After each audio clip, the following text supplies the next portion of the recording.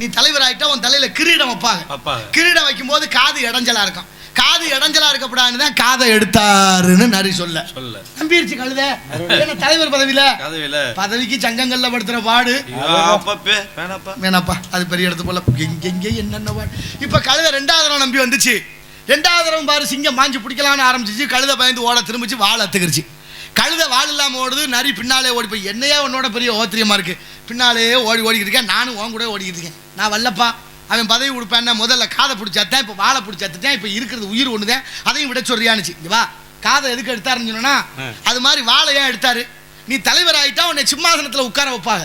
அப்படி சிம்மாசனத்துல நீ உட்காரும் போது வாழ் கொஞ்சம் இடைஞ்சலா இருக்கும். அப்படி இடைஞ்சல் இருக்கப்படாதுன்னு தான் வாழை எடுத்தாருன்னு நரி சொல்ல சிங்கம் நரிக்கு கழுத நம்பிருச்சு. பதவியில அதுவும் தலைவர் பதவி. 3வது முறையா வந்துச்சு. 2 தடவை தப்பிச்சு போன கழுதையை விட்டு வைக்குமா? ஒரே அடி, கழுதை செத்தே போச்சு.